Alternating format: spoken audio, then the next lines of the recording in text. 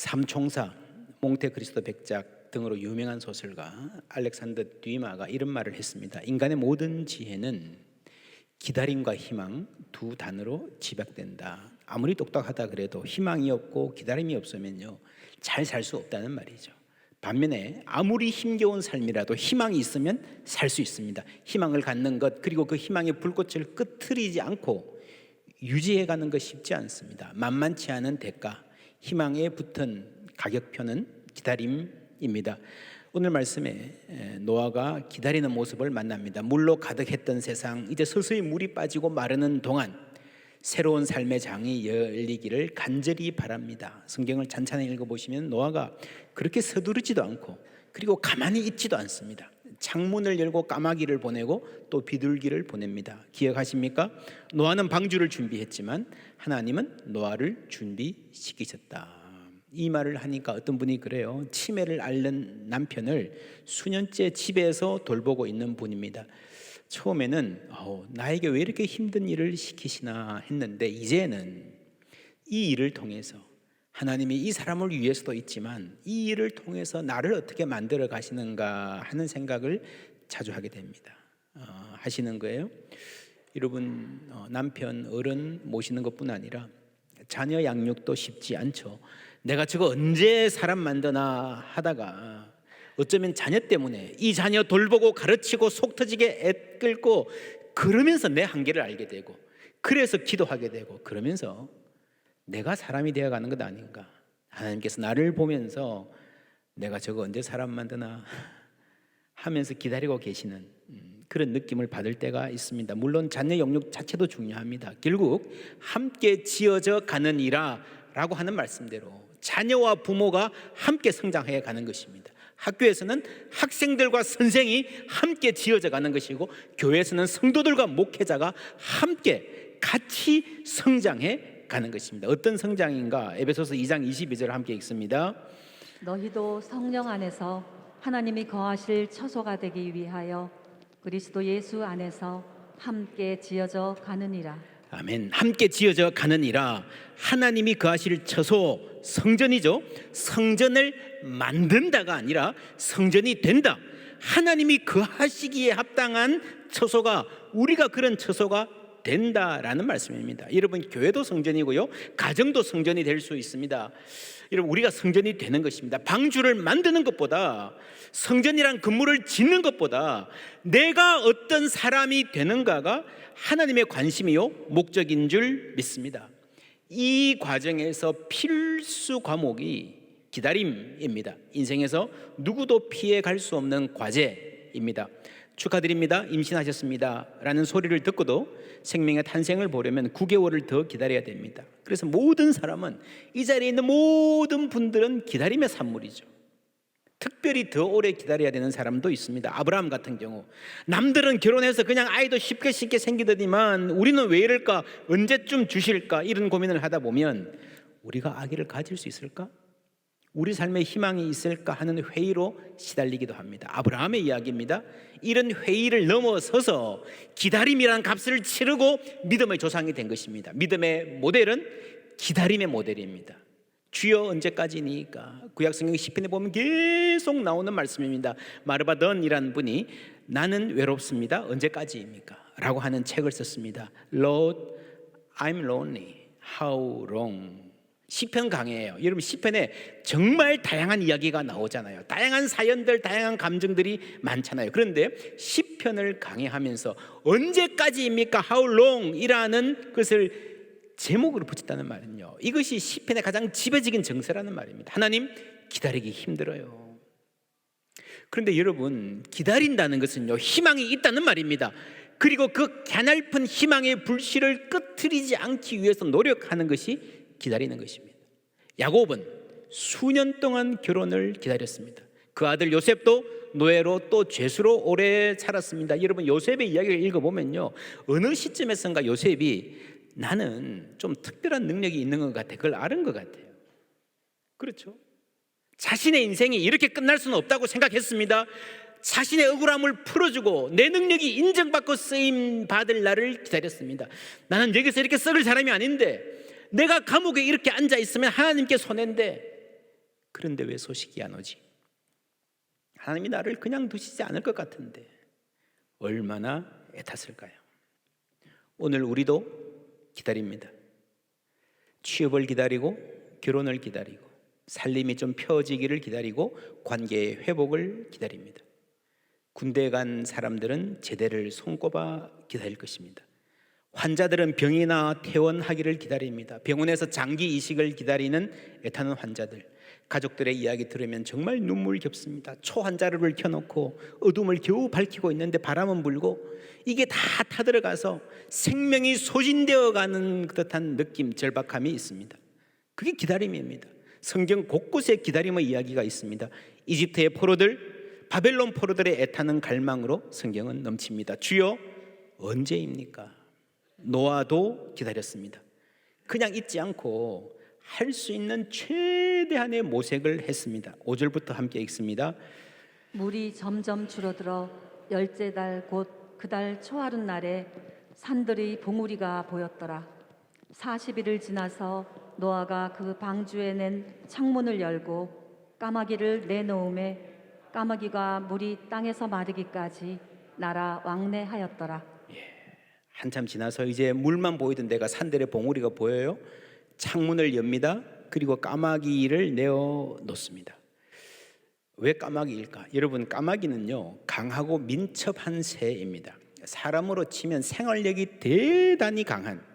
그래서 여러분, 까마귀는요 시체를 먹고 살잖아요. 그러니까 폐허 위에서 살 수 있습니다.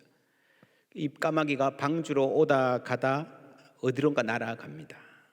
그런데 비둘기는 그렇지 않습니다.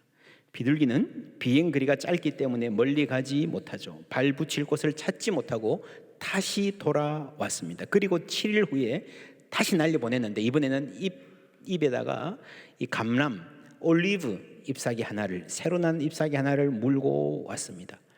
노아는 방주의 창문을 엽니다.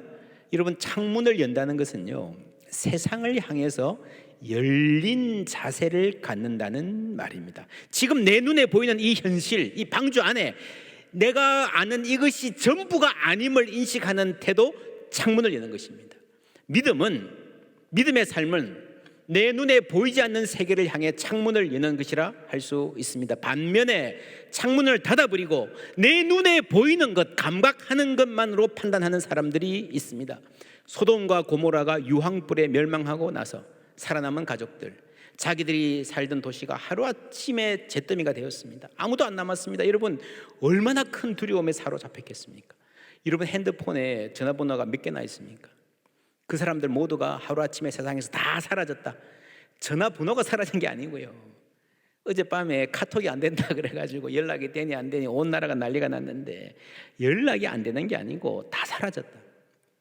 얼마나 엄청난 사건입니까? 얼마나 큰 트라우마에 사로잡혔겠습니까? 19장 30절에 보면요, 롯이 소알에 거주하기를 두려워하더니, 하나님이 소알 가서 살아라 그랬어요. 여기 살면 된다 그랬어요. 근데 너무 두려워서, 이 도시에 살다가 당한 그 환난 때문에 너무 두려워서 도저히 살 수가 없어요. 그래서 자기들이 산으로 올라가요. 두 딸과 함께 소알에서 나와 산에 올라가 거주하되, 그 두 딸과 함께 어디 가서요? 굴에 거주하였더니 큰 딸이 작은 딸에게 이르되, 우리 아버지는 늙으셨고 온 세상의 도리를 따라 우리의 배필될 사람이 이 땅에는 없으니, 이 땅에는 없다. 맞아요, 틀려요? 모르죠, 있을지 없을지.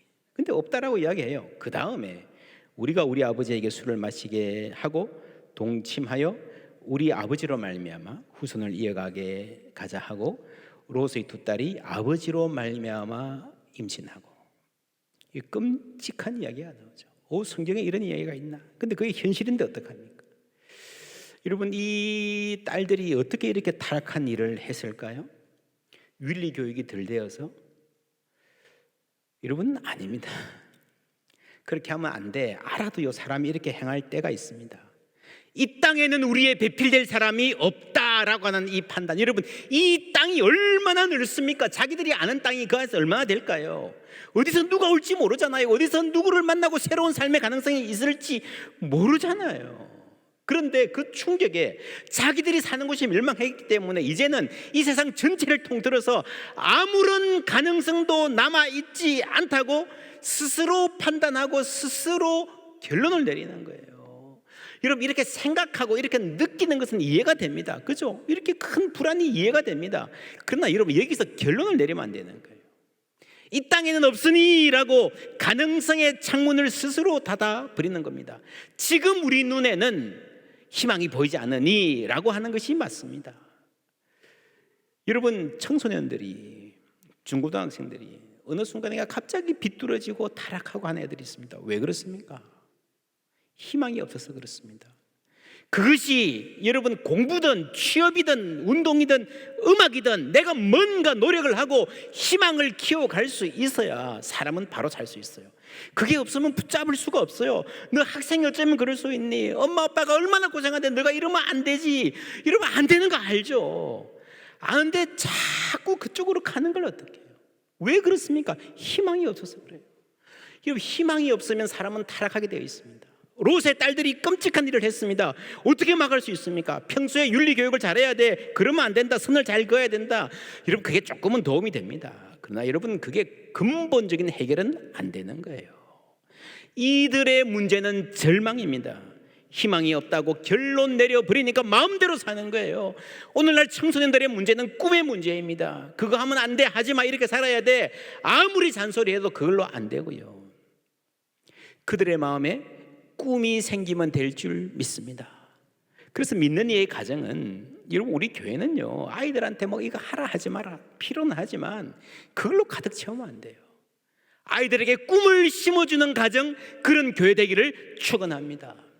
어른들도 그래요. 여러분, 한두 번 실패하면요, 앞으로 내 삶은 희망이 없을 것이라 속단하는 경우가 많습니다. 운동선수들 트라우마, 그런 기록이 많습니다. 특별히 야구 선수들에게 많습니다. 잘 하다가 큰 경기에서 한두 번 실패하면요, 거기서 헤어나지를 못하는 거예요.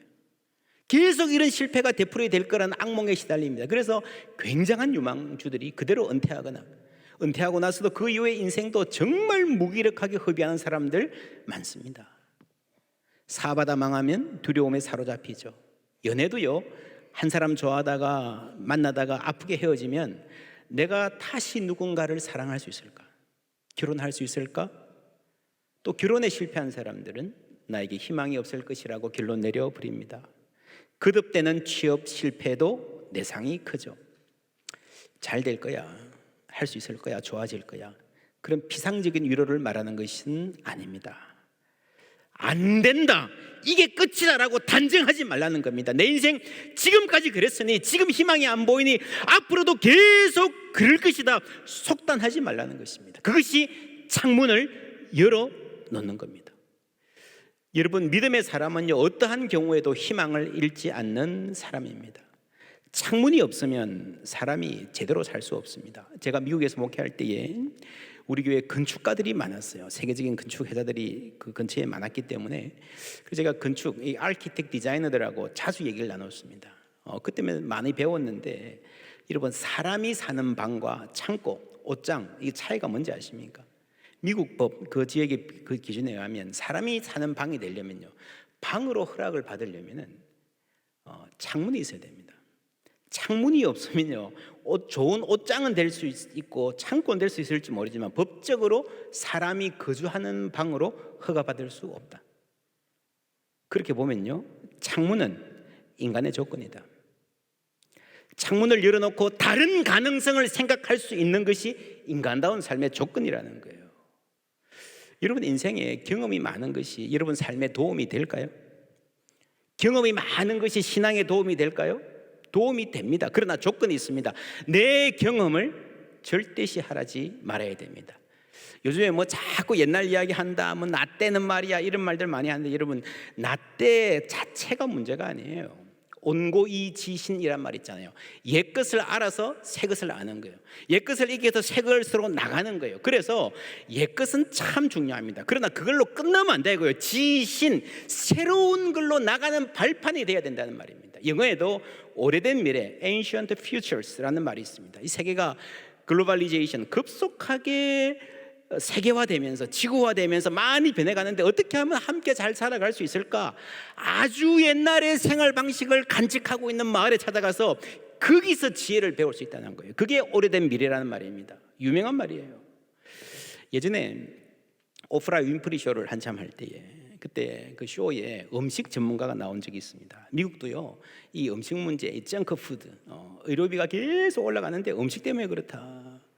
몸에 해로운 음식 걱정이 많거든요. 이분의 말이 음식만 잘 가려 먹으면 질병을 많이 예방할 수 있다. 그래서 약값 쓴다 생각하고 미리 좋은 음식 먹어라. 그 대신 조금만 먹어라.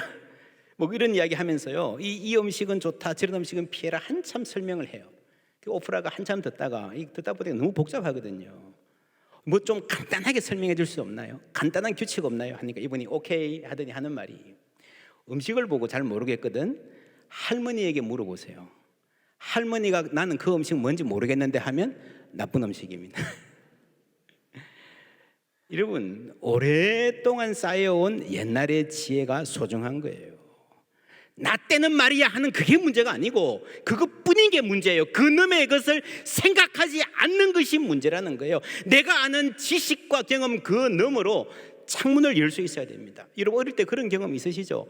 이 방 안에 들어있는데 뭐 밖에 뭐가 진행이 되는 것 같아요. 이 창문을 어른 키에 맞추어서 만들었기 때문에 밖이 궁금하지만 안 보여요. 그걸 보려고 까치발을 해가지고 막 이렇게 보려고 하던 기억이 있으시잖아요. 그거예요. 그거 신앙이 그런 거예요. 근데 이 방 안에 일어나는 이게 전부가 아니고 밖에 뭔가가 있다. 그것을 어떻게든지 알려고 애쓰는 것이 진리를 찾는 인간의 모습입니다. 그게 바로 비둘기를 날리는 노아의 모습이잖아요. 이 방주 안의 세계가 전부가 아니라는 것을 알고 있습니다. 밖에서 뭐가 진행되고 있다는 것을 알고 있습니다.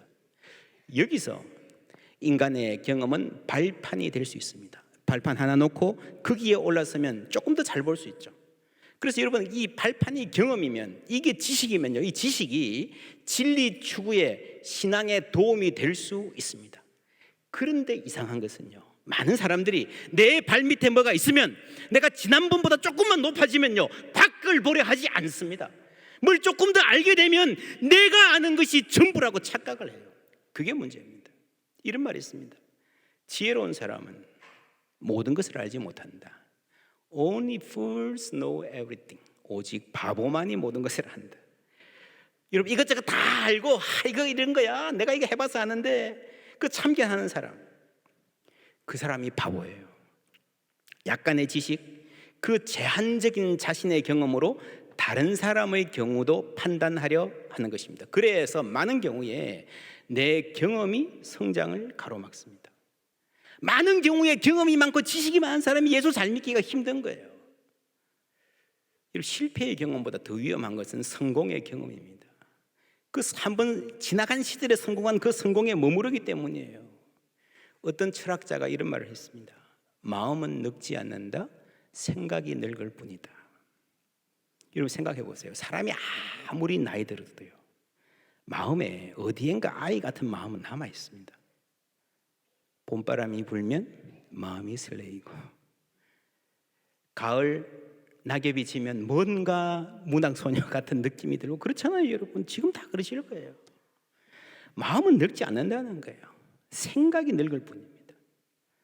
그래서 여러분 가끔씩 그런 어른들 봅니다. 새로운 생각이 있는 분들, 어제 안 하던 생각 오늘 할 수 있는 분들, 배우려 하는 분들, 남의 말 듣고도 그럴 수도 있겠다 하는 분들, 눈이 반짝반짝합니다. 그렇게 사시기를 주님의 이름으로 축원합니다. 지금 우리나라는 역사상 최고로 풍요한 시대를 살고 있습니다. 그런데 젊은이들에게서 꿈이 사라지고요, 새로운 생각이 말라붙었어요. 큰일입니다. 큰일입니다. 결국 젊은이들의 창조성이 도전정신 나라의 미래거든요. 초등학생들에게 장래 희망이 뭐냐 물어보면 건물주라고 하는 나라가 정상입니까? 왜 이렇게 되었습니까? 누가 그래요. 야, 너는 젊은 녀석이 왜 그렇게 감성이 없냐 하니까요, 젊은 사람들이 그렇게 대답합니다.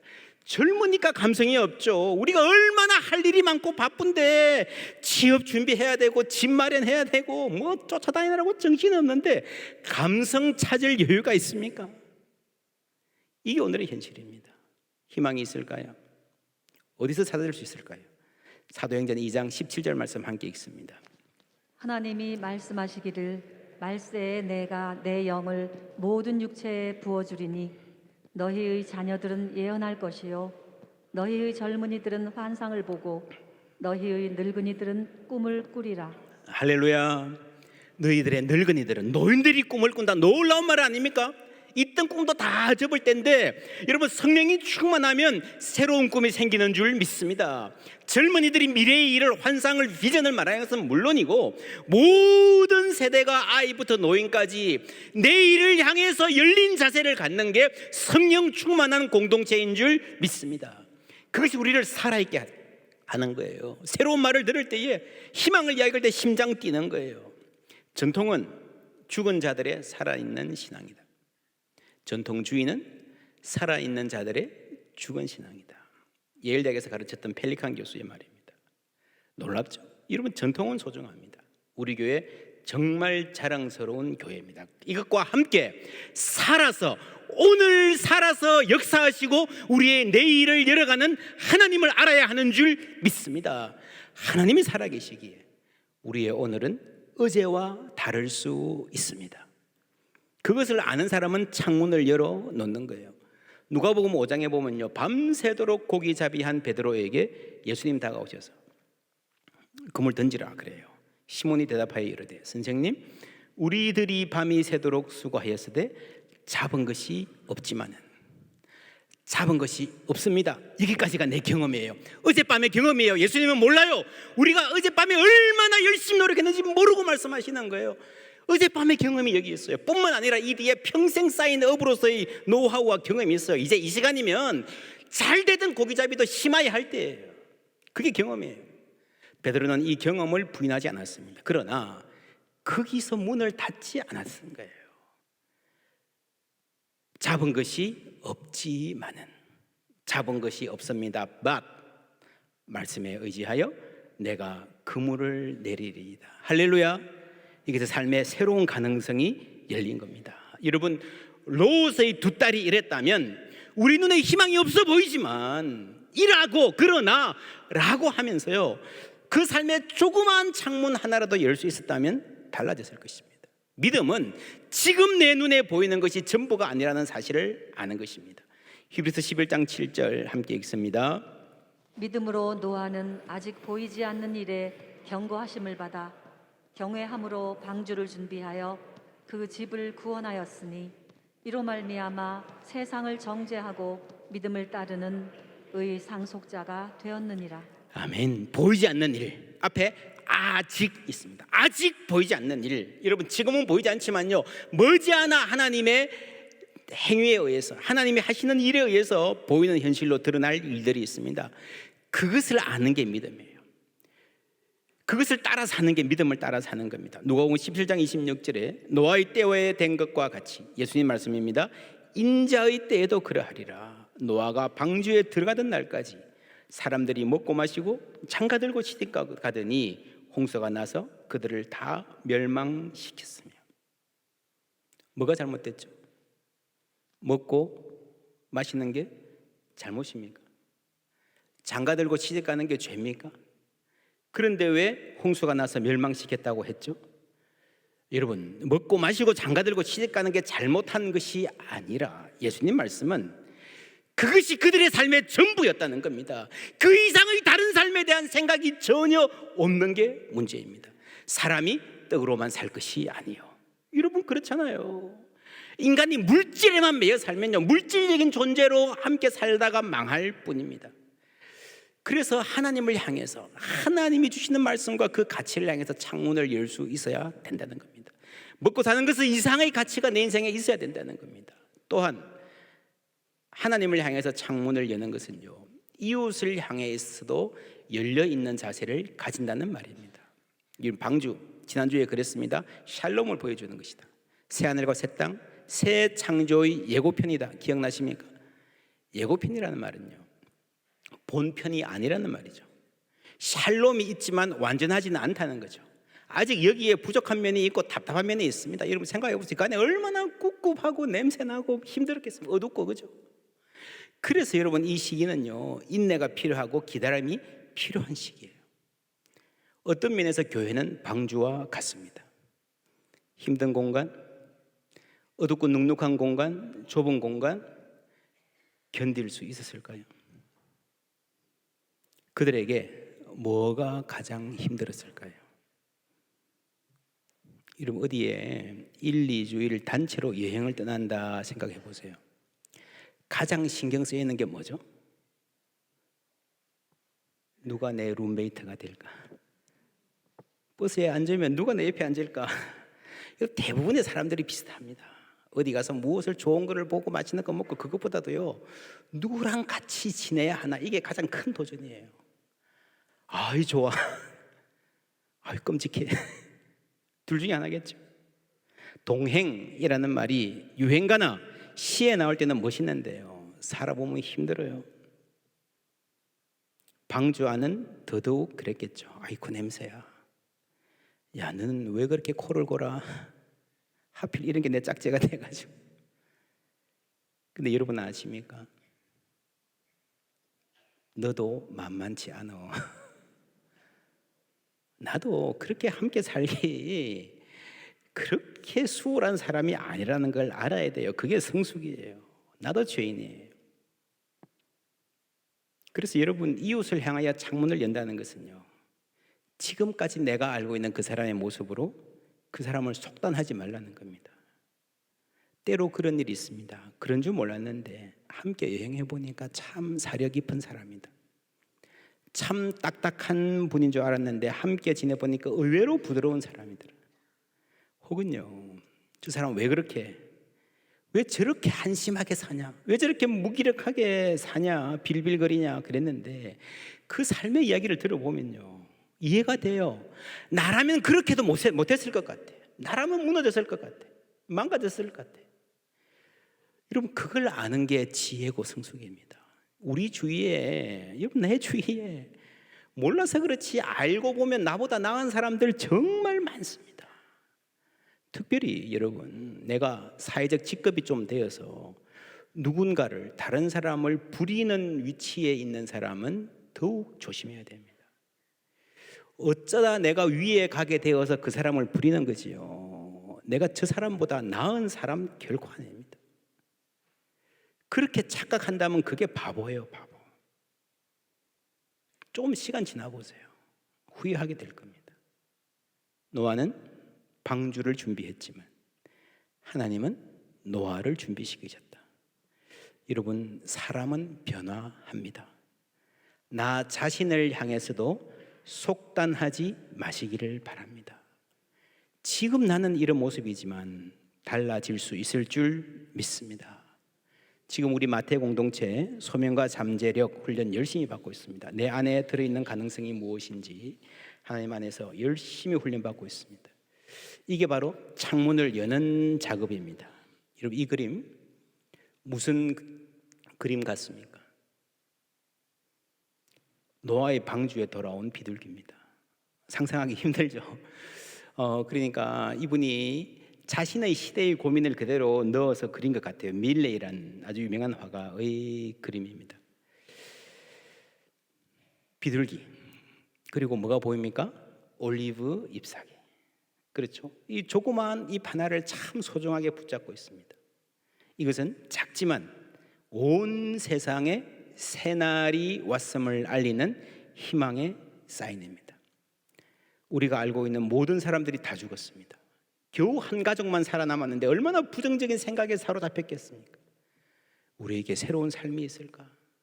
그런데 딱 하나, 올리브 잎 하나 본 거예요. 작은 잎이지만 여기서 희망을 발견합니다. 이런 눈을 하나님께서 우리에게도 주시기를 주님의 이름으로 축원합니다. 영의 눈으로 보면요, 이 척박한 세상 어디엔가 희망이 움트고 있어요. 엘리자베스 퀴블러 로스, 여러분 죽음에 대한 권위자죠. 시카고 대학병원에서 평생을 연구했는데 Death and Dying, 죽어가는 과정을 보고요, 대화하고 돌보고 연구하고 아주 많은 공헌을 했습니다. 이분의 책 인생 수업에 보면 이런 대목이 나옵니다. 암병동에서 일하고 있는데 어느 날 간호사 한 명이 너무 근심에 눌린 어두운 표정을 하고 있는 거예요. 물어보니까 일을 하면서 계속 사람이 죽는 걸 보니까 미치겠다는 거예요. 이번 주만 해도 벌써 6명이 세상을 떠났습니다.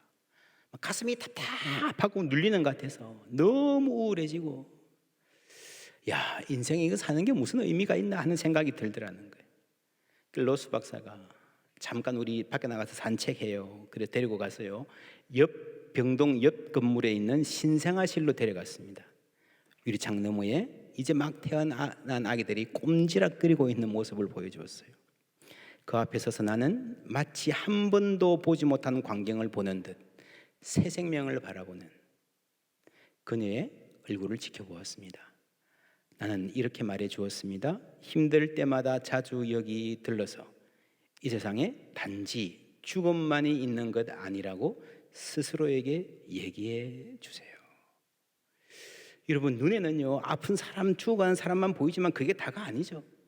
이 세상 어디에선가는 희망이 싹트고 있다는 거예요. 그래서 이런 마음이 있었기 때문에 로스 박사는 늘 죽어가는 사람들을 대하고 그 속에서 살아가면서도요, 희망과 기쁨, 감사를 말하는 사람, 그래서 인생의 깊이를 배워가는 사람으로 살 수 있었습니다. 여러분 아십니까? 교회는 새 생명이 탄생하는 곳입니다. 할렐루야. 이 생명은 이 세상에서 끝나는 생명이 아니라 영원히 빛날 생명이 탄생하고 자랑하고 약동하는 곳입니다. 세상에서 나는 희망이 없어요 하는 사람들이 이곳에 와서 예수를 만나고 예수를 알고 내일을 말하는 꿈을 꾸는 사람이 되어 가는 것입니다. 꿈꿀 수 없어 무너진 가슴에 푸른 꿈이 솟아나는 자리, 우리 교회가 그런 희망의 자리 되기를 주님의 이름으로 축원합니다. 어디에 희망의 근거가 있는가? 8장 1절 말씀 다 같이 읽습니다. 하나님이 노아와 그와 함께 방주에 있는 모든 들짐승과 가축을 기억하사 하나님이 바람을 땅 위에 불게 하심에 물이 줄어들었고. 아멘. 하나님이 노아와 그 안에 있는 모든 짐승들까지 뭐 하셨다고요? 기억하셨습니다. 여러분, 이것이 우리의 희망인 줄 믿습니다. 우리 눈으로는 아무리 돌아봐도 희망의 근거를 찾기 힘들지만 하나님이 우리를 기억하시면 우리에게는 희망이 있습니다. 이 희망 가운데에 꿈꾸는 사람으로, 그 꿈을 후손에게도 물려주는 사람들로 살아가기를 주님의 이름으로 축원합니다.